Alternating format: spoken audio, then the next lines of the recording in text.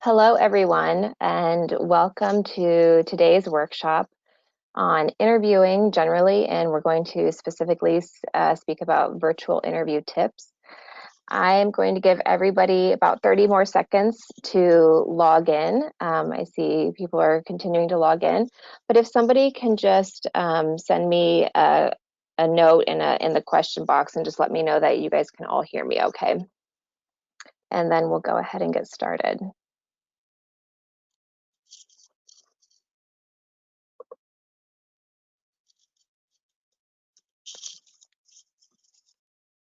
Okay, great. So it sounds like you guys can all hear me. So why don't we go ahead and begin? So a few housekeeping items first and foremost.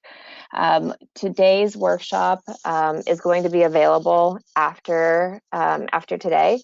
So we're recording it, and we're going to be able to have the link on our website. So you'll be able to have access to all of the slides and the audio after the fact. Right now, all of the participants are in listen-only mode, so everybody is muted.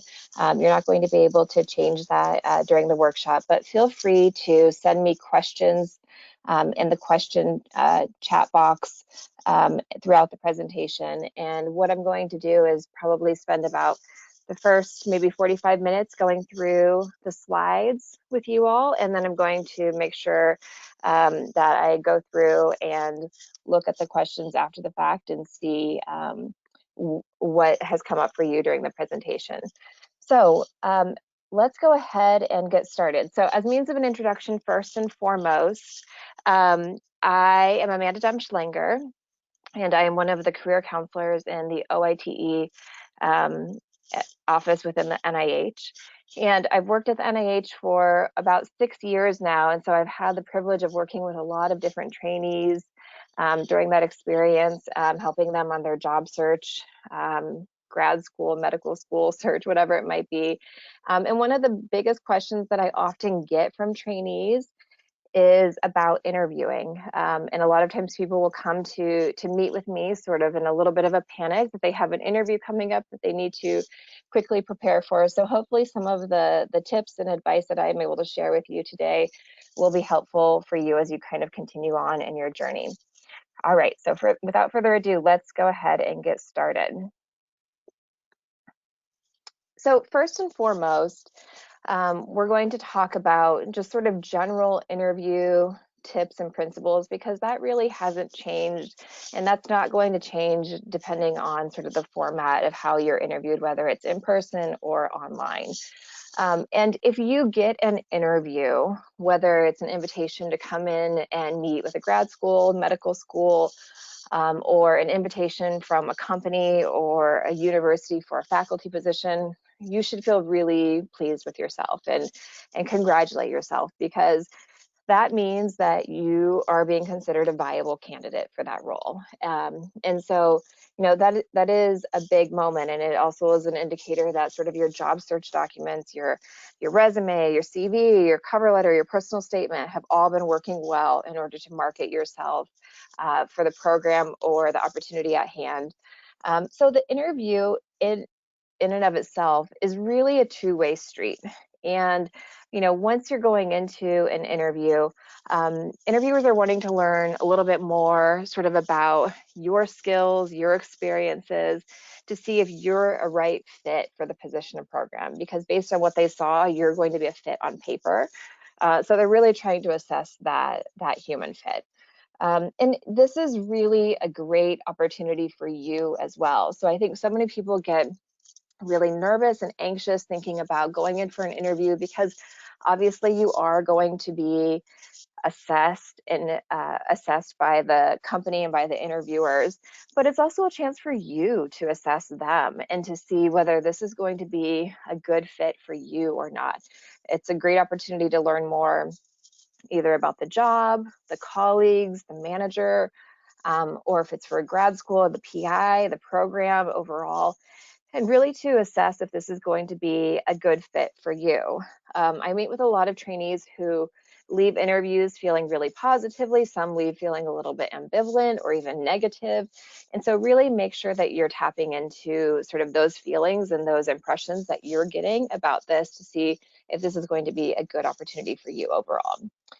And one of the main rules about interviewing is really just to kind of be positive and continue to express interest in the opportunity, even if it's something that you're not necessarily sure that you're hoping to kind of continue on and do. And obviously within interviewing, a big part of it is going to be presenting yourself well on interview day. But in order to do that, it's really important for you to take time and prepare as much as you can for the interview. So really, no matter the format, one of the main keys to being successful in interviewing is really and truly effective preparation. So, don't just go into an interview and plan to kind of wing it. You should really be spending sometimes hours and days researching the job, the company, the school, knowing what types of questions you'll be asked. I think that's one of the hardest things about interviews is that there are so many different questions that you could be asked, but generally there are certain companies or areas where they tend to ask very similar questions, and I'm going to go into a little bit more detail about that later on. And so just preparing for those types of questions and then thinking about your answers. Some people like to write them out either in like a paragraph format or kind of create bullet points for themselves, and really practicing those responses, whether it's in a mock interview with a mentor or a career advisor, or even if you're just practicing them out loud by yourself. Or I've heard a lot of people tell me that they have actually recorded themselves with their phone or recorded how they're presenting via Zoom. So, I think that there are a lot of ways to utilize technology and kind of get impressions about how well you think you're doing in terms of answering those interview questions. And lastly, knowing your skills, interests, experience, and most importantly, your accomplishments. A lot of interview questions are really trying to ascertain all of these things, and specifically, most companies especially are looking for accomplishments-driven answers. And so as much as you can kind of show people the results and what that was, that's going to make you a much more competitive candidate in their eyes. So one of the main questions that I often get from postdocs, especially as they're preparing for industry interviews, is how do industry interviews differ from academic interviews? And I would say that overall, industry interviews tend to focus a little bit more on sort of the results and your accomplishments, the skills, teamwork, and leadership experiences that you would be able to provide. I think a lot of postdocs are a little bit taken aback when they go in for an industry interview and they're asked a lot of behavioral interview questions, and they're asked to be given, examples and tell me about times when you demonstrated fill in the blank with whatever skill set it is. And so it can feel a little bit different than all of the interviews that you've had up until this point in your career, especially if you've mostly been in sort of an academic setting. So it's going to be a lot more of an importance and focus on sort of selling yourself for the role at hand.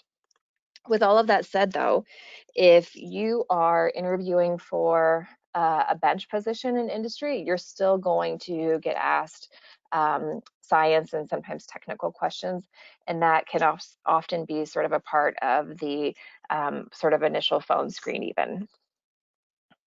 So what are the types of interview questions that you can anticipate? So we've kind of broken it down into these different areas, and obviously there are a lot more questions that could be added to each section. But the interview tends to start a little bit more casually and open-ended, and sort of these icebreaker and what we often call sort of opportunity questions. So thinking about one of the main questions that you're going to get no matter what is tell me about yourself. So they could ask that in a variety of different ways. Tell me about yourself, walk us through your resume, what brings you here today, what are you most interested in this position or in this opportunity. And we say now with all of the interviews being virtual or online, really thinking about your digital handshake and how that's going to come across in an online format. So in in-person interviews, there was a lot of prep. You were worrying about commuting and getting there, and waiting in the lobby, and smiling at every person that you saw, and doing all of those things. Then usually when you went back for the interview, it often started with a handshake, right? Like I will be curious to see if that actually continues post-pandemic. But it usually started, at least in North America and specifically in the US, with a handshake and a greeting and introduction. And so you're going to want to think about how you're going to sort of introduce yourself in an online format and what those icebreakers are going to be. I've seen a lot of people, the Zoom wave seems to be the new thing of waving hello and goodbye. And so preparing that's going to feel a little bit different in an online format versus an in-person format is going to be important for you to kind of prepare for. The other thing that I want to touch on before going into the other sections and types of interview questions is the tell me about yourself question is really a given. And so this is an answer that no matter where you're interviewing, whether it's industry, academia, grad school, med school, whatever it is, you need to have your answer for this down pat. And so really spend as much time as you need preparing and thinking about what that is, asking for feedback from others, because this is really your main chance to highlight your main skills and accomplishments in relation to this opportunity. There are a lot of studies from human resources that people tend to make their interview decisions really quickly. There was one article that I read recently that said interview decisions are made within the first 2 minutes of an interview. And that's often during the answer to tell me about yourself. So what I often see people struggle with within this question in particular is either people make it way too short and they don't give any like necessary information, or they go way too long. And it's like dragging on to like 7 to 10 minutes. When I've done mock interviews with people, I've actually had to say like, okay, let's pause and stop because I have other questions prepared for you and we need to move on to the next question. So there's not necessarily a set rule in terms of how long your interview answers should be, but they should be focused and concise and relevant. People tend to say interview answers are generally about 2 minutes long, but I think obviously there's give and take depending on the type of question that you're being asked. So think about what that is for you, and either expand that answer if you feel like you're just saying, "Hi, I'm Amanda, I'm applying for this job," versus going into sort of a long monologue about every single thing you've ever done in your life. The other types of questions that you could get within an interview are sort of the skill-based and technical questions. A lot of times you're going to get asked these types of questions if you're interviewing with somebody on a team that you'll be joining, or if you're interviewing with a hiring manager versus an HR recruiter. And so you should be prepared to speak about your research, how you would analyze data. They might ask you specific questions about programs or softwares that you have listed on your resume. And it's really important to sort of be genuine and authentic and honest in what you list on your resume. I remember I worked with a student a few years ago who, I can't remember the exact skill set that they had listed. I think it was for SPSS, and they went into the interview and they were asked, "Oh, so you're familiar with SPSS?" And she said yes. And then they put her down in front of a computer, and we're going to have her kind of like just open the program and show them how she could use it. And she was like, oh, I think I maybe overstated my comfort level or my proficiency level in this. So make sure that you're being really honest on your resume and your CV, because you can and probably will be assessed for that at some point during the interview. So behavioral interview questions. I'm going to talk a lot more about these types of questions later on, but they're really, really common. They're often used to sort of identify character traits, motivations for seeking the job, to see if you're sort of the quote unquote good fit. And really, a lot of employers and schools actually are asking a lot of behavioral interview questions, because the best predictor of your future behavior is actually your past behavior. And so when they're asking you behavioral interview questions, they're looking for examples and data from your past experiences to help inform how you're going to perform on that job or within that program.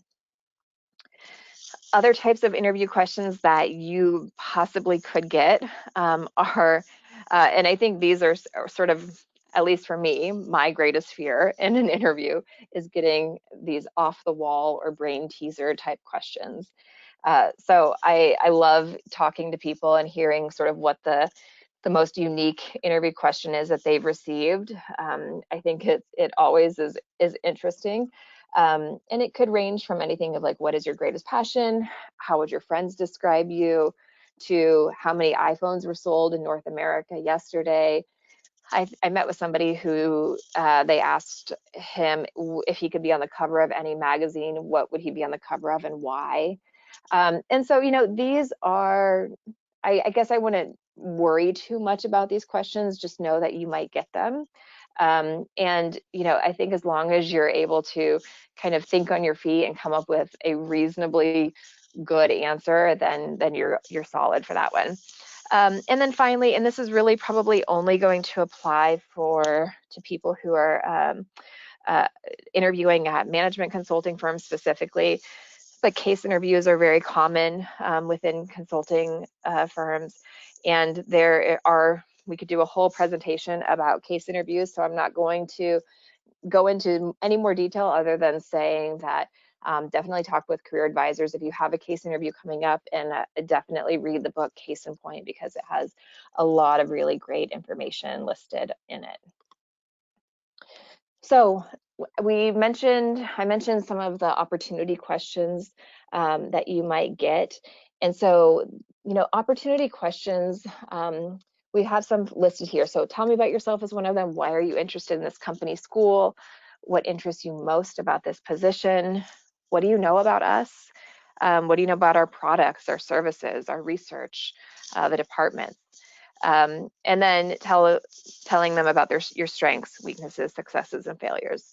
So we often think of these as opportunity questions, because these are often very sort of like general open-ended questions where you're really able to highlight the fact that you've done your due diligence, that you've researched the company, the school, that you know a little bit about their background, and also that you're able to relate the work that they do to the skills and accomplishments that you have in your previous experience. No matter where you are interviewing, people are really assessing whether you can add value. So if you make it as easy on them as possible to understand how that could be, that's going to make their job so much easier in saying, yes, this is the right person for this position. I would say that the strengths and weaknesses questions are, some of the more difficult questions to think about when you're preparing for an interview. And, as you're preparing for an interview, I would encourage you to think about coming up with what you see as sort of your top 3 strengths. And even your 3 weaknesses or areas for professional development and growth. When I do mock interviews with trainees, I usually ask them to tell me their top 3 strengths, top 3 weaknesses. And people are usually flabbergasted and say, oh, I only prepared 1. And so, make sure that you're spending the time to kind of think about what that might be. Most people are able to come up with what they see as sort of their strengths, but often people really struggle with the weaknesses question. And so just make sure that you're spending some time to think about that ahead of the interview. One of the biggest questions that I get from people is, well, what should I say? What should I list as my weaknesses? And there's not necessarily a set list of approved weaknesses. It needs to be sort of authentic to you. Um, and another way to think about that is in terms of sort of the successes and failures. I actually I don't hear feedback from people that they're getting asked specifically about strengths and weaknesses anymore, but a lot of companies are asking you to share, what do you consider your greatest success, or to tell them about a time when a project that you were working on failed or you made a mistake. And so that can be another way to kind of put that in terms of the framework in your mind as you're preparing for interviews. But overall, the weaknesses that you're listing should not be big overarching concerns for the employer or big red flags in relation to the position description. So as an example, I have done many, many mock interviews during my time as a career counselor, and I've seen a lot of really great answers, and I've heard a lot of, really bad answers too. And so one of the ones that stands out to me is I asked somebody about their weaknesses, and this person said that they had a big issue with time management and that they were late for everything. And something like that is going to be an overarching trait that's going to impact almost every single aspect of work. And if I was hiring for a position and somebody told me that, I would definitely think twice about hiring them. So, make sure that you're preparing for this question. Otherwise, things like that can come out on interview day. So sample behavioral questions. There are tons of behavioral questions that you could get. You could Google behavioral questions and see a very, very long list. But just for the purposes of this presentation today, we've included just a few examples. So you're getting a behavioral question, like I mentioned, if the person asks you to tell them about a time or describe for them an experience or give them an example of a time when you did X or Y. So that's a clue to you that you are getting a behavioral interview question. And so a lot of times they focus around sort of different skill sets. So make sure, if you look at position description or you're thinking sort of like generally about grad school or med school, what are the main skills that they're evaluating for? I would say if you're going in for grad school, obviously it's research skills. If it's med school, obviously it's going to be your clinical experience. Depending on the type of role, the skill set could change. So think about what that is prior to the interview. So some samples here. Describe a time when you had difficulty working with a supervisor or coworker in the past. This is a super common one. I think every single person post-interview tells me that they got some variation of this question, some variation of the tell me about a conflict that you've had at work type of question. And this is another one of those questions that I think is very, very important to think about ahead of time, and to prepare what your answer could be. If you are currently in a bad work environment, or the time that you want to describe is with your current supervisor or your current coworker, and it's still an issue that gets you really riled up, I would encourage you to not use that in an interview. I have seen people get really frustrated, even like sharing that example in an interview. I've seen people get teary-eyed in thinking about it. The interview is stressful enough, and it's, don't make this even harder on yourself by sharing an experience that's a little bit triggering to you. So if possible, try to use an example that's further in the past, a little bit more resolved in your mind.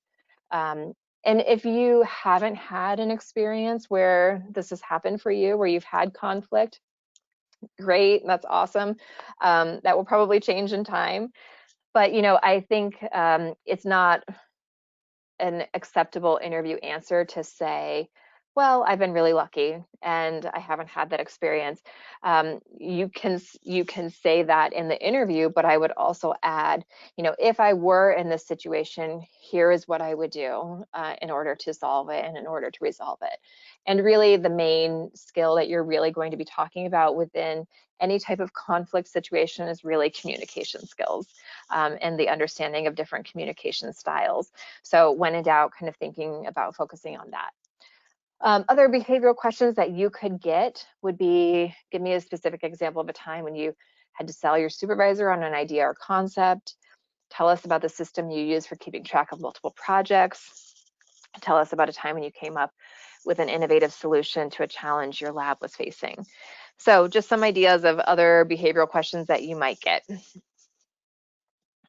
So many of you attending today might also be applying to graduate or medical school and thinking about preparing for those types of questions. Um, I'm going to list in some of our resources at the end of this presentation workshops that are geared specifically to graduate and medical school interviews. And those would be things that you would definitely want to check out. But generally within these types of interviews, they're asking you a lot of questions about sort of your motivations and your career aspirations. So what do you like most or least about research? What do you consider your most profound research or clinical experience to date? Tell us about your long-term career goals. What worries or excites you about entering this program?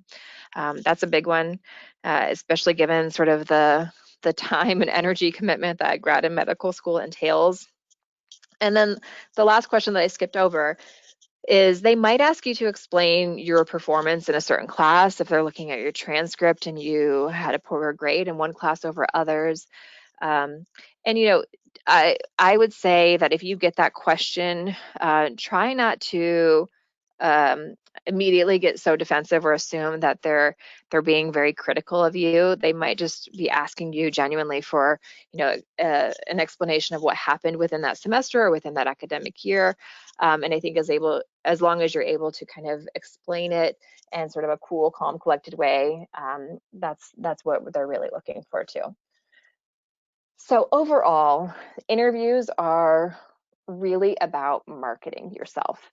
And one of the biggest things that I often hear from scientists, especially, is I'm not good about communicating or I'm not good about marketing myself. And I understand that, but I also want you to remember that nobody else is going to do this for you. And so when you're in an interview, it's really important to be prepared. It's also really important to be confident and to really be using this position and this time and space that you've been given in order to sell yourself for that role. So the ways that you can sort of think about marketing your skills, it really does, again, go back to that preparation. And what we generally encourage you to do is to go through your resume or your CV and really highlight all of the relevant experiences that are going to be pertinent for that position or that opportunity that you're interviewing for. When in doubt and when you're trying to think about skills that are asked about, I would say that the main three skills that I hear recruiters sourcing for are analytical, communication, any leadership abilities, and also your ability to work well as a member of a diverse team. And luckily for you, if you work in a lab, if you've worked in science for any length of time, you know that these are three skills that you use on a daily basis. And so making sure that you're able to communicate that clearly in an interview. Sometimes, especially junior scientists will say, I'm just hands at a bench. I only know how to pipette. And that's not true. You're using your analytical skills in order to design research experiments. You're communicating frequently with your PI. You're presenting your findings at lab meetings. You're presenting them at national and international conferences. You're liaising with other members of your team and perhaps even other labs and developing collaborations. Maybe if you're a postdoc, you're mentoring postdocs or summer interns. So there are a lot of different things that you can utilize from your research experience in order to market yourself for a wide variety of different roles. So once you've sort of thought about that, make sure that you're coming up with examples of how and when you used each skill. And it doesn't necessarily just have to be your most recent experience. A lot of times, student organizations or community organizations or any sort of volunteer experiences, maybe where you took on a leadership role or headed up a committee, those are all really good things to talk about in the interview as well. So it doesn't necessarily just have to be about sort of like your paid positions. So, thinking about all of your experiences, they all count and they don't expire with time. And a lot of interviews, especially for the behavioral interview questions, are using these anecdotes and sharing these little stories and sharing this data of your past behavior in order to help them understand what you might be like to work with in the future. So the way to think about answering behavioral interview questions, and maybe many of you have heard this already, but there is a technique, and it's referred to in a lot of different ways. Some people call it the STAR technique. Some people call it the PAR. I'm calling it SAR today, so situation, action, result. And so this is really the framework that I want you to think about when you're answering interview questions, specifically behavioral interview questions. So describe the situation or the context. Give them a little bit of background about what some of the challenges were that you faced when you came into dealing with whatever the problem is at hand and the task that you took on. And then I want you to describe the action that you took. What did you do? And I put you underlined in all caps because I want you to think specifically about personalizing this and making it really about you and your experience and your skills. Sometimes I hear people give answers that are talking sort of about, well, my lab did this and, my PI did this and then this was the result. To really try to make it as focused on you and the action steps that you took as possible. And then finally, and this is really coinciding with what people are wanting to see in terms of accomplishments-driven resumes, accomplishments-driven interviews, you're going to be describing the outcome or the result. And if possible, quantify that whenever you can. I know that's not an easy thing to always do, but if you are able to say, I helped improve a process by 15%, or I saved the lab money by, $2,000 or whatever it is, that helps it seem like a much more legitimate experience in the eyes of the potential employer.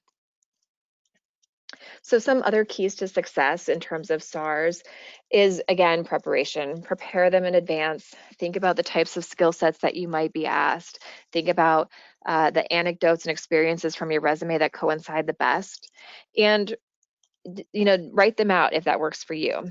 I have seen people do a lot of different things in terms of this. I've seen people write really long paragraphs to kind of help flush it out and think about all the details in their mind. But I think that depends on you and how you prepare.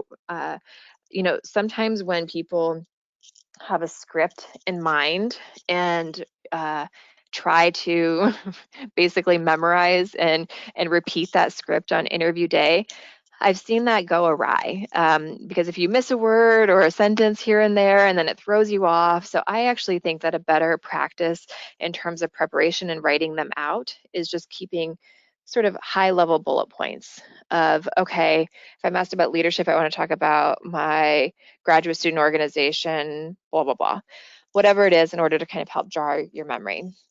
And again, practicing as much as you can is going to be a key to success for interviewing. So overall, when you're on an interview and you're beginning to answer questions, these are some things that I would try to avoid. So over answering questions. So the reason that I am saying this is I have seen people answer a question really well, and then it's like the end of their sentence, and the interviewer is about to ask a new question, and then they continue to go on. and it sort of diminishes the quality and the focus of the answer by them going into too much more detail.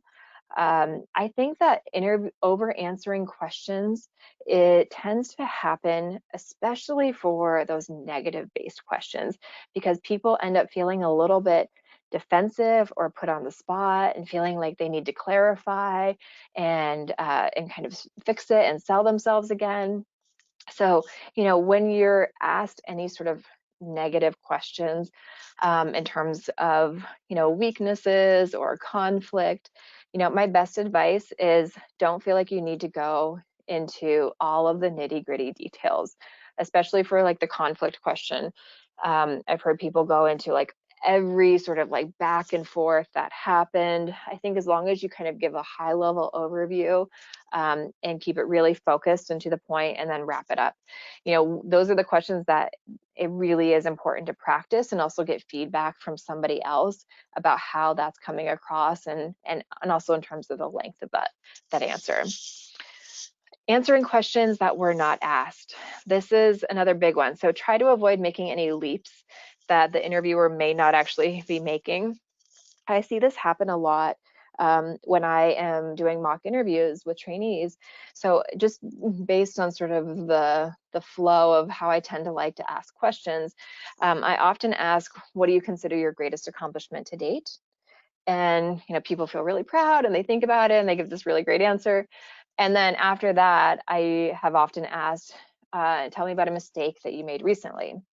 But in the mind of the interviewee, they're still thinking about that word greatest. And so instead of telling me about like a silly little mistake that they made recently, they tell me about the greatest mistake that they've ever made. And so part of this is also making sure that you're listening to the question that's being asked of you and answering that straightforward in a straightforward manner. But that when you sort of do these leaps, that can get you in a whole heap of trouble because the greatest mistakes that people have made, that's not a great thing to talk about within an interview overall. And so I'm just going to touch on sort of the last bullet point here, and that's too much honesty. I absolutely think it's important and it's necessary and mandatory, really, to be honest and genuine and authentic. However, remember when you are interviewing for an opportunity, this is not you chatting with your best friend or even chatting with me as a career counselor and kind of sharing all of the ins and outs. There too much honesty within an interview in terms of over answering questions even is going to just kind of get you into trouble.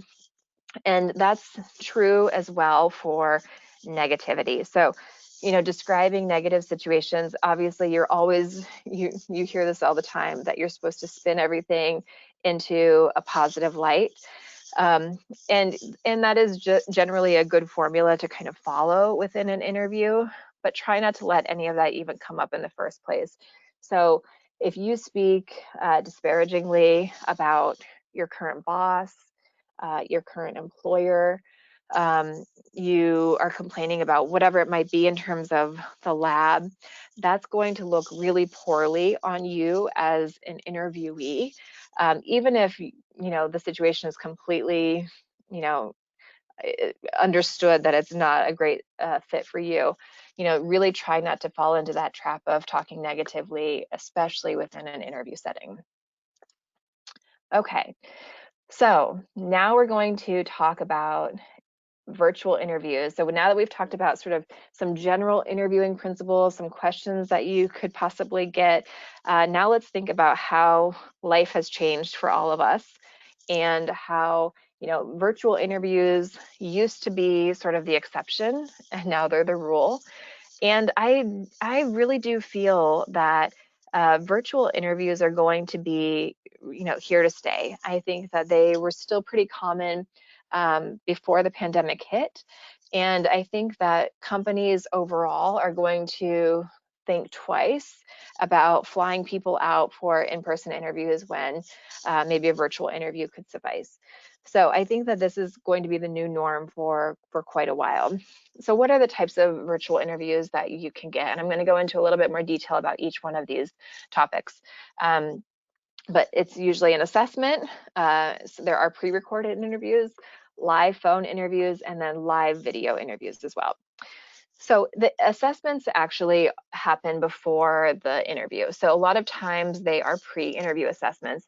And it's one thing that I just want to draw your attention to as sort of a new norm within the hiring process. This is often true for industry and for different private sector companies. A lot of candidates are getting sent pre-interview assessments that ask them questions either about their culture, their personality. They may be assessing your critical thinking or your problem solving, your quantitative analysis skills, or they might even be asking for writing samples. You know, I worked with a postdoc a few weeks ago who was sent a pre-interview assessment that was sort of a logic-based game that he had to do. It was an app that he downloaded on his smartphone and went through, and he actually thought it was really fun. So they don't have to be a drag, but it is definitely a part of sort of your assessment overall. Another type of interview that is, I would say, somewhat new and is growing in popularity are pre-recorded interviews. And I don't know if anybody within this group has experienced this pre-recorded interview, but oftentimes the way it works is you're just sent a link and it's a computer basically asking you questions. So it's an initial screening, it's one way. A question will pop up on the screen. It's either you know, a written question, or it's a pre-recorded video of somebody asking you a question. And then you are given anywhere from 15 to 60 seconds to prepare and to then record your answer to their question. I have heard from people that they have been able to review their answers before submitting. So sometimes that's an option, sometimes it's not. This is, I think, for students and trainees that I've worked with who've done pre-recorded interviews, they're a little bit harder. I think it's a less opportunity to show your personality. It's a little bit harder to kind of ascertain whether you're doing well. You're getting no feedback from the other person. And so I think that they can be a little bit challenging, especially depending on sort of your comfort level with this type of interview. So the other interview that's still happening, this was happening pre-pandemic pretty regularly, are phone interview screens. And I would argue that usually the very first interaction or the very first interview that you have, at least for employment positions, is usually a phone interview. And it's usually a quick screen. It's no, I've never heard of a phone screen more than an hour, but I guess it could happen. So usually 20 to 45 minutes. And it's either done by HR, which at that point, they're probably asking you sort of like more general questions about your experience. However, the hiring manager can also do the phone screen. And if it's the hiring manager doing the phone screen, you're going to want to prepare for the possibility of getting questions that are more focused on science and sort of the technical skills from your background. But usually this phone interview screen is just a way to validate the skills and accomplishments that are listed on your resume. And it's also to, like any interview, do a gauge of your communication skills and assess your verbal communication skills overall. The phone screen can also be a video screen. So I have seen also people have quick sort of like Skype or Zoom meetings set up with an HR representative where they're quickly screening candidates, and it's not necessarily this very long or drawn out interview. With any type of screen and any type of first round interview, you are wanting to prepare, even if it is going to be sort of a short thing. You know, really thinking about being able to effectively communicate, again, your accomplishments, your skills, your experience, And also being prepared for questions like, why are you wanting to leave academia? Why this company? Why this position? Why now? How is this fitting into your career goals? And again, doing the research on the company, whether it's management, current products, compounds, and R&D, it can be helpful to look at company events and press releases and to kind of follow them on LinkedIn, or see what's been coming up for them in terms of the latest news within that organization, because that's all going to be helpful for you as you're going into the interview process. And with all of these interviews, you want to be sure that you're preparing questions to ask of them as well. The video interviews are, I think that video interviews are really a chance, sort of like any in-person interview, to again sell yourself. But I think that there are a lot of considerations that you need to think about ahead of a video interview. I think people, for in-person interviews, used to stress so much about being on time and how am I going to get there, and what am I going to wear, and what do I need to bring, and all of these things. And now with video interviews, there are lots of other considerations to think about. So first and foremost, familiarize yourself with the technology that's going to be used. So make sure that you know what the platform is that they're going to be using. Do a trial run if and when possible. Check your audio. I would encourage you, if it is at all possible, to use a headset, because that is definitely going to help you come across as clearer, clearer to hear. And the other things is the device that you'll be using. So I would really encourage you to use sort of your laptop, your computer, not your phone, if at all possible. But depending on how it's going to be structured, test all of this on the device you're going to be using, including your internet speed. So I know that there are different sites that you can go to in order to check your internet speed and see if it's going to be fast enough for the purposes. And I think that's something that you'll definitely want to do before interview day. Other things to consider. So create a distraction-free area if possible. So I know that this is really hard right now when everybody's sheltering at home with family members and babies and pets and whatever it is. So do your best to find an area where you're not going to be disturbed. And then think about your backdrop. So I know within a lot of different platforms, you can choose what type of background you have, and you can actually customize it so that they don't they don't even see anything within your house. I have noticed for people who do that, sometimes their image disappears. So that's something to consider and think about whether that's going to be a good thing for you or not. If you're just using something in your background in your own home or apartment, just make sure it's professional, simple, clean.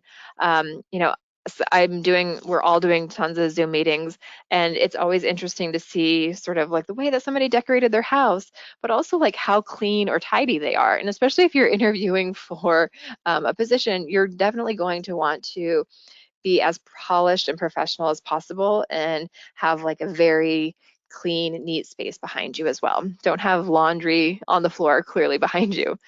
And dress as you would for an in-person interview, top and bottom.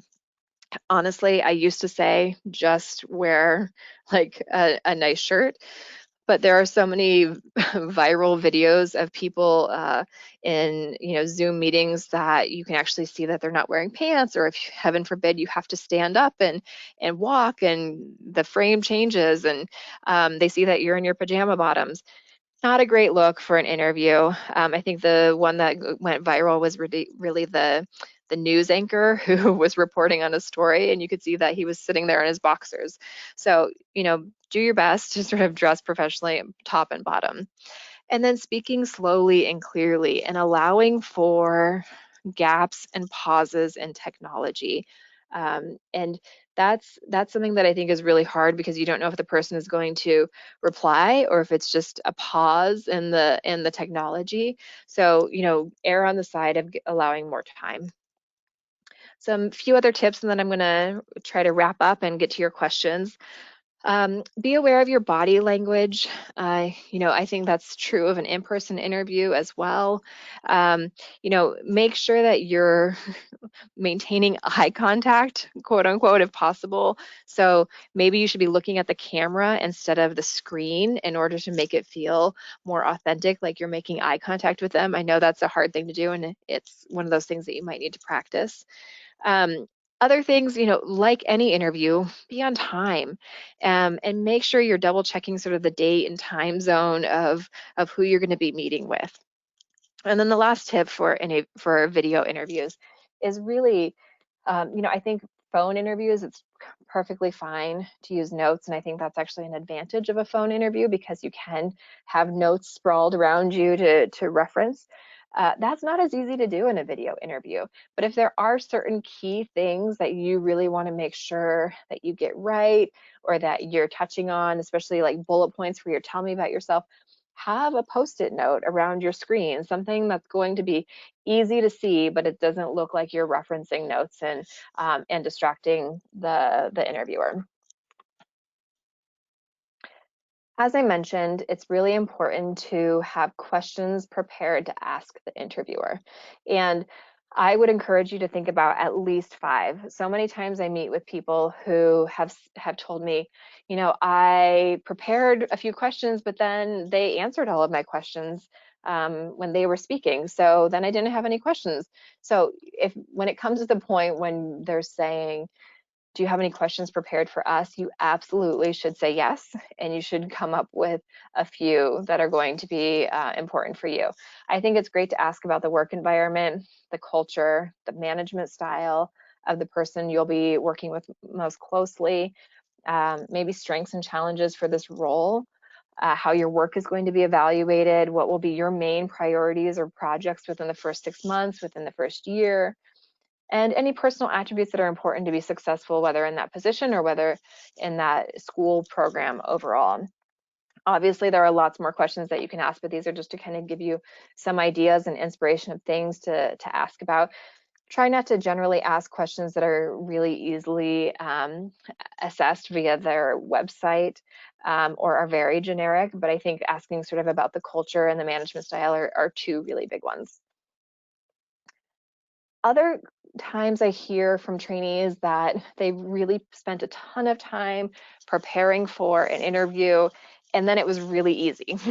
And they left the interview feeling like, why did I devote all that time and energy to this really kind of softball question type interview? So remember that no matter whether it's a hard interview, and hard interviews, I've seen people report back that the interviewer was really direct. Sometimes they may be even a little bit confrontational or interrupt your answers. And sometimes these are referred to as stress interviews. And depending on the company that you're applying to, this is actually a tactic. It's a way to see if you're going to remain calm and focused. A lot of times, if you're going to be in a role where you're very client facing, or you might be dealing with challenging projects or stressful situations, it's a way to ascertain how you're going to react in that situation. So remember that if it's happening to you within an interview, and to try to stay as calm and focused as possible. So that's sort of like everybody's nightmare, right? That it's going to be a hard, super stressful interview. On the other hand, these easy interviews where the people talk more than they ask you questions, they're really trying to sell you on the company. They're asking you really easy questions. It's super conversational and friendly. Remember that it can be very easy to get lulled into a feeling like, oh, I'm just having a conversation with this person. But this is still an interview, and still treat it as such, and maintain your answers are really professional as much as you can. So I think that there are sort of pros and cons with both a hard interview and an easy interview, but always remembering that this is your chance again to sort of market yourself. So as I've mentioned a few times throughout the presentation, one of the keys to success for interviews is really practicing. So do whatever you can in order to either set up a mock interview with a career counselor. If you're a trainee at the NIH, you have access to OITE services. You can just log on to the OITE website and make an appointment to meet with one of us. You can also practice with any mentors or colleagues or by yourself. And again, typing up potential answers to interview questions is always a good idea. Just don't feel like you have to be beholden to a script on interview day. All right, so resources, and then I'm going to get to your questions. So resources, we have an interview handout with lots of possible questions listed. Honestly, if you just Google any of this, it will come up, but these are the links. So check out that interviewing handout. We just posted a blog, the OITE career blog on interviewing virtually. A lot of the tips that I shared today are listed within this blog. And the blog overall is a really great site to check out. You can search it by keyword and see different topics that might be relevant or useful for you. And then we also have different presentations available online that are specific to grad school or med school. And in addition to that, we have our YouTube channel. So almost any of our events are being ported over to YouTube right now. So check out our YouTube channel. The content that's going to be listed there is growing by the day. And there are tons and tons of videos and workshops for you to look at on lots of different topics. Interviewing is definitely one of them as well. All right, so that's it. We got through the presentation. I went a little longer than I was hoping to. But now I'm going to go check and see what questions you guys are asking, and quickly go through and see which ones I can respond to. Okay, so if you have a question, feel free to send it now. And if I'm not able to answer your question, I will do my best to follow up with you after the fact. Okay, let's see. What would you recommend to do if the virtual interview is disrupted by technological issues? That's a great question. So I would anticipate that it could be, and make sure that you have the contact information of the person where you could quickly email them and let them know what's happening. It might be a good idea to have your phone or another device that's sort of connected to Wi-Fi ready in order to be able to tell them. But obviously you're going to just have to act quickly and do your best troubleshooting in that moment. But I don't think that it's going to be viewed negatively on you as a candidate if something like that happens. Okay, so for the success question, can you provide an answer that is not work related? For example, could you say parenthood? So I think it's totally okay to say, a personal answer to that and then a professional answer. So I wouldn't just say a personal answer. So I think actually a lot of people consider their greatest accomplishment raising their children or whatever, or running a marathon or whatever it might be. So I would say that personally speaking, I feel my greatest accomplishment is this. Professionally speaking, this. I would still try to keep it with a professional focus in terms of your answers. All right, let's see what other things.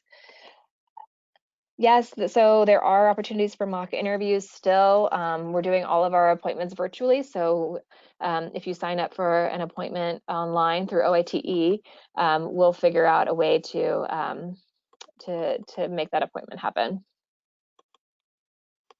Okay, let's see.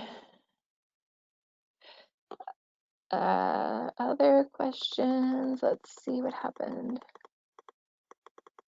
Okay, if we've made it to the final round interview where we've already interviewed with the hiring manager and now we have an interview with the director of the department industry, what are appropriate questions to ask? So, I mean, I think once you get towards the final rounds of interviews, a lot of the questions that I listed in terms of good questions to ask are still well suited for that round. You should, ideally, you're going to know sort of the agenda for each interview and who you're going to be meeting with, and you're going to prepare questions specific for that person's role and level within the organization. If you're meeting with somebody who's really high up in the company, I think it's okay to ask more questions about sort of their strategy and overview of the organization overall. And what directions they're hoping to go into. So it might be fine to sort of ask higher level questions in that way. All right, let's see. Yeah, somebody mentioned, remember that everyone everyone you interact with is a part of the interview process, even the person who is scheduling up your interview and appointment logistics. Yes, absolutely. So a lot of times, interviews are set up in a way where everybody is asked for feedback. Even, as early as the person that checks you in. So, making sure that, for when it comes to in-person interviews, you're always on and as friendly and professional as possible. And same thing for virtual interviews. When you're following up with everybody, and that's one thing that I didn't mention in the presentation, but is really important. So once the interview is done and you log off, you're not really done. You should be following up with each person that you interacted with and sending a thank you for their time and consideration. Okay, let's see. When the interviewer says, tell me about yourself, is it appropriate to summarize the highlights of your CV, or is it a bad idea to repeat information that can be found on your CV? Great question. So no, it is not a bad idea to summarize the highlights of your CV. So I think it's important to remember when you're going into an interview that it's highly likely that the person just started looking at your CV or resume like 5 minutes before you logged on. And so they haven't really been poring over the details of your document. So it's really important for you to kind of verbalize that to them and make sure that you're using and taking advantage of that as a chance to, again, sell yourself based on what's written on paper. Okay, let's see.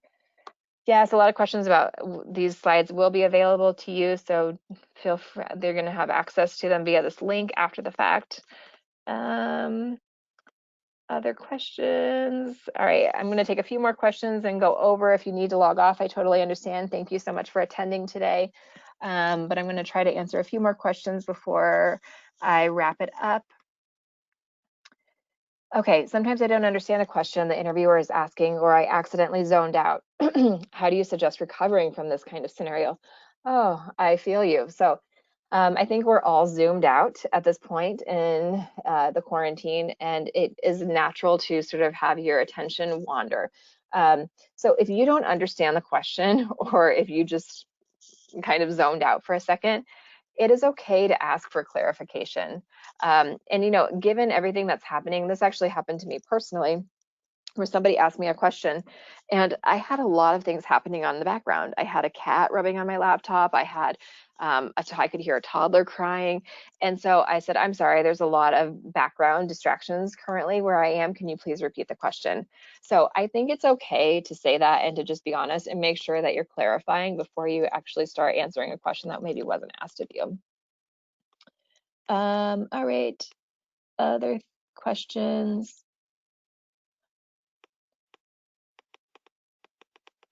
Yeah, the ideal length of time in introducing yourself. As I mentioned, sometimes it's the general rule of thumb is about 2 minutes for interview questions. But I've also heard people say that you should be shorter and more concise in that answer because they're going to ask you follow-up questions. So, think about sort of as long as you're keeping it really focused and relevant, I think that's the priority there. Okay. I'm going to get to 2 more questions. What is the best time frame to send thank you emails after the interview? I would send your thank you emails within 24 to 48 hours after the interview. That's usually the general ideal time frame. Okay, so I think I got to all of them. If I didn't get to your question, I will try to follow up with you personally, but thank you so much for taking the time to join this presentation today. I hope it was helpful for you. All right, enjoy the rest of your day. Bye.